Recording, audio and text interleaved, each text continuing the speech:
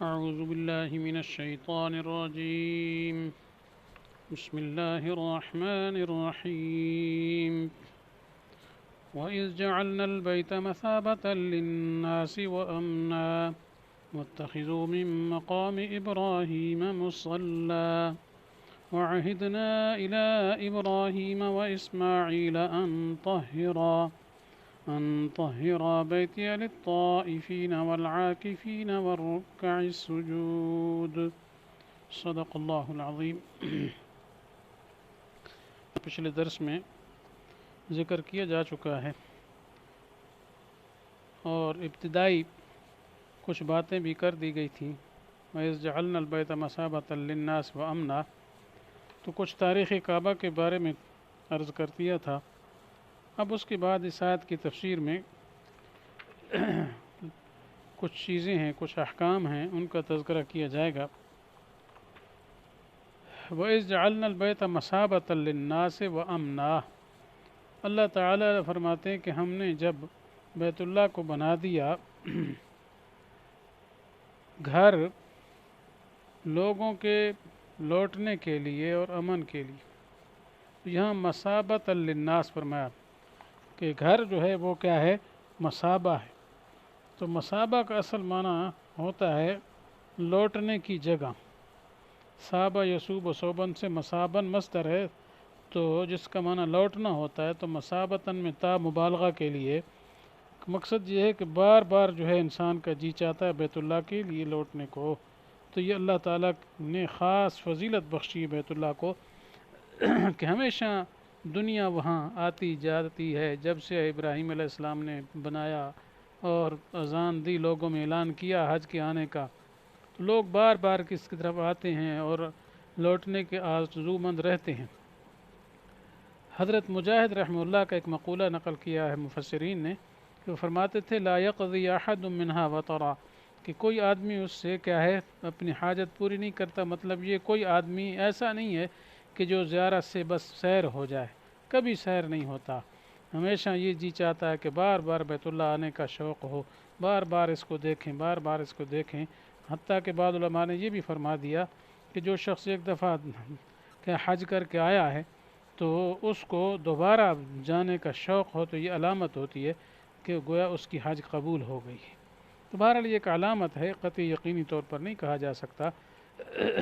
تو بہرحال بیت اللہ کو بار بار دیکھنے کا یہ شوق قدرتی چیز ہے. یہ اللہ تعالیٰ نے اس میں کیا ہے یہ خاصیت رکھ دی ہے.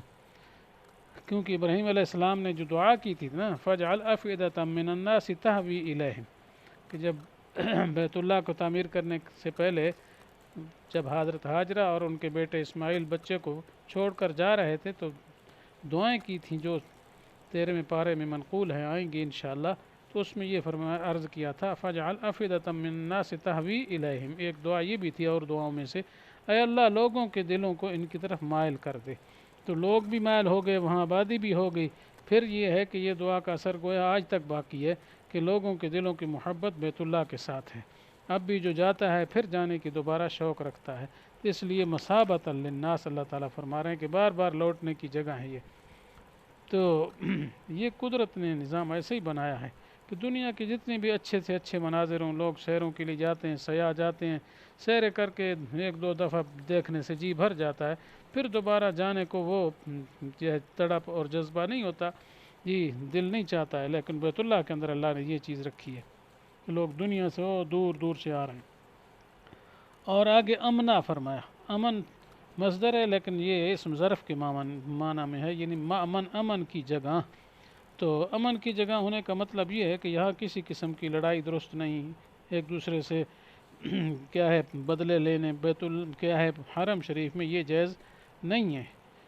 تو باقی یہ مراد صرف بیت اللہ ہی نہیں ہے صرف، بلکہ پورا حرم مراد ہے. پورے حرم میں یہی حکم ہے کہ کسی قسم کا لڑائی جھگڑا فساد دنگا یہ جائز نہیں ہے. اپنے کیا ہے بھائی کے قاتل سے، باپ کے قاتل سے وہاں قصاص نہیں لیا جا سکتا اور وہاں اس کے ساتھ لڑا نہیں جا سکتا. اور یہ جاہلیت کے زمانے سے عرب کے لوگ بھی بیت اللہ کا یہ احترام کرتے تھے، چونکہ ملت ابراہیمی کی کچھ باتیں ان میں باقی تھی. تو یہ بات بھی ان کے اندر باقی تھی کہ اگر باپ کا بھائی آ گیا، بھائی کا قاتل آ گیا جی باپ بھائی کا، تو پھر وہ اس کو کیا ہے اس وقت جو ہے کچھ نہیں کہتے تھے. ہاں بعد میں باہر جا کر جو کچھ کرتے کرتے تو یہ حرمت والا ہے ہمیشہ سے. اور آپ صلی اللہ علیہ وسلم کے لیے کچھ وقت کے لیے چند گھنٹوں کے لیے اللہ تعالیٰ نے حرمت اٹھا دی تھی، پھر دوبارہ حرمت اسی طرح بحال ہے آج تک. جی اور آپ صلی اللہ علیہ وسلم نے اس کا اعلان بھی فرما دیا، بخاری شریف میں آپ کا خطبہ منقول ہے، اس میں یہ ساری چیزیں موجود ہیں. تو لہذا حرم کے اندر کیا ہے ہر قسم کا امن ہے. جیسے دوسرے موقع میں فرمایا من دخلہ کان آمنا، جو اس میں داخل ہو گیا وہ امن والا ہو گیا، اس لیے فرمایا وہ امنا، امن والا ہے. ہاں اگر وہاں کوئی کسی کو قتل کر دیتا ہے یا کسی کو کوئی نقصان کر دیتا ہے تو وہ بدلہ لیا جائے گا. باہر سے کوئی قتل کر کے آئے تو جمہور علماء تو کہتے ہیں چونکہ وہ مجرم ہے اس وجہ سے اسے بدلہ لینا چاہیے، کیونکہ اس طرح تو پھر یہ مجرموں کی آماج گاہ بن جائے گی. لیکن حضرت امام حنیفہ رحمہ اللہ فرماتے ہیں کہ حرم کا احترام یہ کہتا ہے کہ یہاں اس کو قتل نہ کیا جائے، البتہ یہ کہ اس کے اوپر کیا ہے مکہ میں رہنا تنگ کر دیا جائے، کھانے پینے کے قریب اس کو نہ جانے دیا جائے، اس کے سارے راستے بند کر دیے جائیں تو خود بخود تنگ ہو کے جب باہر نکلے گا پھر پکڑ کر اس سے کیا ہے قصاص لے لیا جائے. تو آگے ایک تو یہ فرمایا گیا وَإِجْعَلْنَا الْبَيْتَ الْمَثَابَةَ لِلنَّاسِ وَأَمْنًا، آگے فرمایا وَاتَّخِذُوا مِن مَّقَامِ إِبْرَاهِيمَ مُصَلًّى. تو یہ امت کو خطاب ہے، یہ آپ صلی اللہ علیہ وسلم کو بھی خطاب ہے، یعنی مسلمانان کو خطاب ہے کہ تم مقام ابراہیم کو جائے نماز بنا لو. یہ مقام ابراہیم اصل میں وہ پتھر ہے جو حضرت ابراہیم علیہ السلام نے تعمیر کے وقت استعمال کیا تھا، جس پر کھڑے ہوتے تھے، گویا کوازے کا کام اس سے لیا تھا. ابراہیم علیہ السلام اس پر کھڑے تھے تو ان کے معجزتاً پاؤں کے نشانات جو ہے اس پتھر میں لگ گئے تھے.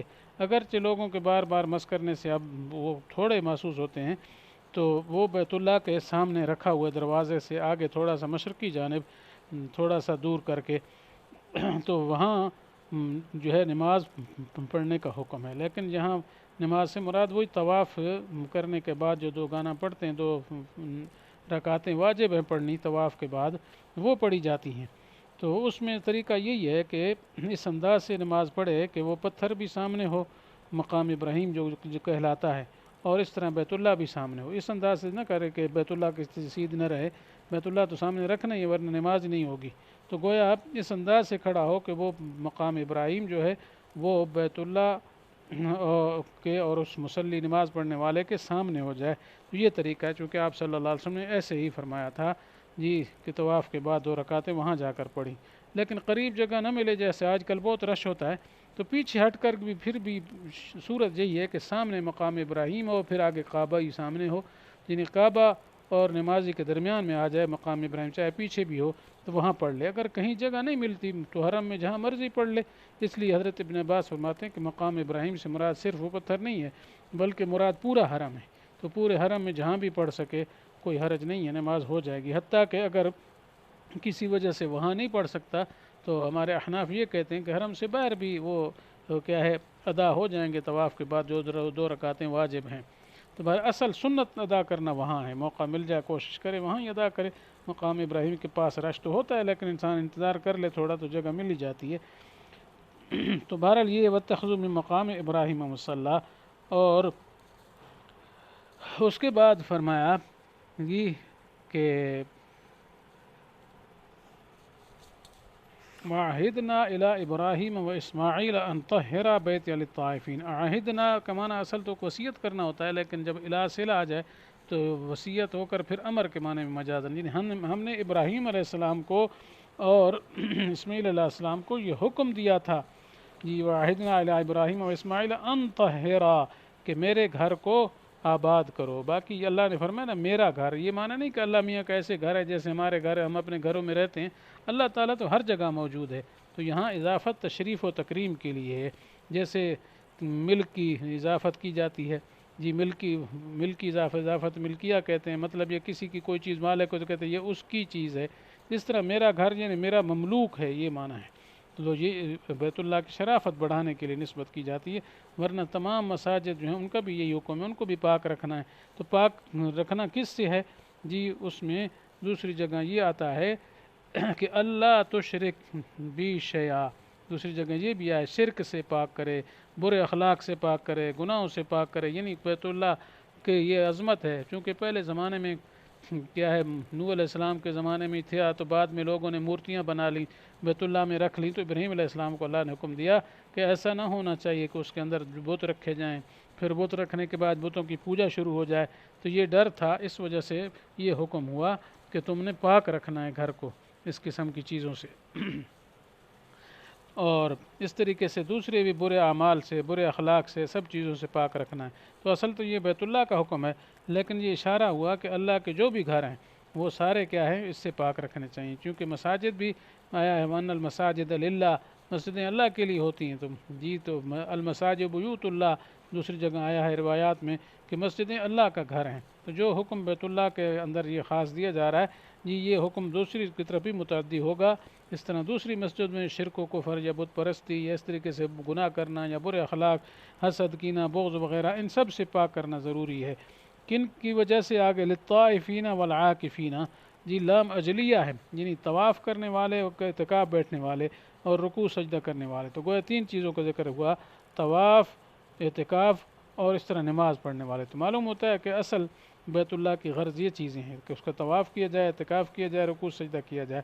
البتہ چونکہ طواف کا ذکر پہلے آیا ہے تو اس موقع پر انسان کوشش یہ کرے کہ زیادہ سے زیادہ طواف کرے۔ فرائض تو پڑھنے پڑھنے، فرائض اور سنن موقدہ، باقی نوافل زیادہ کی بجائے طواف زیادہ کرے وہاں زیادہ، کیونکہ وہ خصوصی عبادت ہے وہاں کی، وہ یہاں پاکستان میں تو نہیں ہو سکتی، وہ تو صرف بیت اللہ کے آس پاس ہی طواف ہو سکتا ہے، اور کسی جگہ کا طواف ناجائز ہے، حرام ہے۔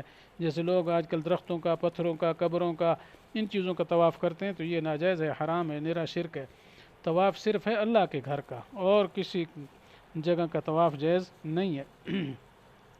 اور باقی جو ہے ایک بعض حضرات نے یہ بھی کہا کہ طائفین سے مراد باہر سے آنے والے، اور عاکفین سے مراد کیا ہے، وہاں کے رہائشی۔ تو یعنی گھر میرے کو پاک کرو کن لوگوں کی وجہ سے، لا مجلیہ، ان لوگوں کی وجہ سے جو باہر سے آئیں گے، جو یہاں کے رہائشی ہیں اور نماز پڑھنے والے، رکوع سجدہ کے نماز پڑھنے والوں سے، تو یعنی ان سے کے لیے گھر کو پاک رکھا۔ تو بہرحال یہ ابراہیم علیہ السلام کو حکم اللہ تعالیٰ نے دیا تھا، تو یہ حکم آج تک جاری ہے الحمدللہ۔ اب بھی مسلمان کوشش کرتے ہیں جی، اور بیت اللہ کو بھی پاک صاف رکھا جائے، اور کیا ہے اسی طریقے سے دوسری مساجد کو بھی پاک صاف رکھا جائے۔ اور آج کل چونکہ موبائل لوگ لے جاتے ہیں تو وہاں کیا ہے، یہ ٹونے غلط قسم کی بجاتے ہیں، تو لوگوں کو اس میں احتیاط کرنی چاہیے کہ اللہ کے گھر کو پاک رکھنے کا حکم ہے۔ تو جیسے دوسری مسجدوں میں بھی کوشش کرے، اس طرح وہاں جب حج پہ جائے جی، وہاں بھی کوشش کرنی چاہیے کہ ہم سے اس قسم کی غلطی سرزد نہ ہو جی، اور موبائل اس قسم کی گھنٹیاں لگا کر اللہ کے گھر میں نہ بجائے، خاص کر مطاف میں طواف بھی کر رہے تو ادھر گھنٹیاں بھی بج رہی ہوتی ہیں، ہمیں تو سمجھ نہیں آتی لوگوں کے دماغوں کو کیا ہو گیا ہے۔ دعا ہے کہ اللہ تعالیٰ ہم سب کو صحیح سمجھ عطا کرے، اور اللہ کے گھروں کو کیا ہے گناہوں سے، بری چیزوں سے پاک رکھنے کی توفیق نصیب فرمائے۔ وآخر دعوانا ان الحمد للہ رب العالمین۔